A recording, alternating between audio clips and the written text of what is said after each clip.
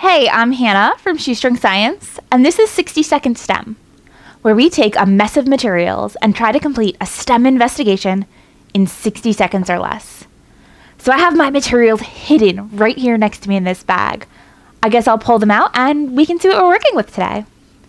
So today we have some popsicle sticks and some rubber bands and one second. Really? Okay, it looks like today we have some popsicle sticks and rubber bands. So I guess we're building. Oh, yeah, we're building. All right. What I'm going to do today, a little different. I'm going to switch the camera angle, show you what we're building, and then tell you about the science afterwards. Are you ready? Okay, so I have all of my supplies laid out, and I think I'm ready to start. I'm going to stick 60 seconds on the clock, and ready, go. Okay, my secret build today was a catapult. And a catapult is basically just a lever, right? A lever is something that has an arm and that pivots around a fulcrum or a pivot point. So to start building my catapult, I'm going to start creating my my fulcrum, my pivot point. And to do that, I'm going to stack some popsicle sticks together and use a rubber band to keep them together, because that's going to help make sure everything stays nice and sturdy. Try and get them on both sides. And once I have gotten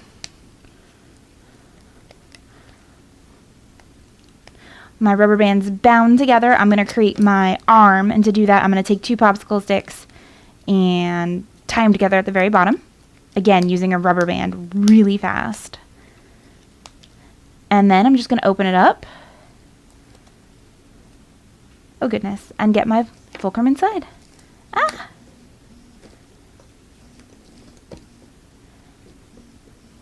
And with that, I've built a catapult.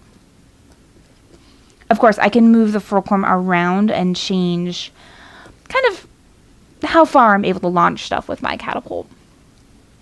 And I'll explain this as soon as I change my camera angle back. Okay, so a minute goes really quickly, especially when you're trying to build. But we did manage to build a catapult inside of that 60 seconds. And, as promised, there is some pretty cool science behind it. So when we built a catapult, we're really just building a lever. We have a fulcrum, a place where our arm pivots around, and then we have load and effort. Some cool things that you can explore with our catapult are moving that fulcrum around. If you move it close to the very end and push down, you may find that it launches differently than if you move it close to the bound end. And a lot of that has to do with the relationship between the effort and the load, as well as the length of the arm past the fulcrum. Of course, on my catapult, once I figured out where I wanted the fulcrum to be, I added another rubber band just for some stability. And if you want to go really crazy, you can even build a super secure catapult. If you'd like to read a little bit more about our catapults and how we put them together, you can check out the links in the description below or visit our blog. And, as always, if you have any ideas for a mess of materials we could use in the future, stick them in the comments below. Until next time.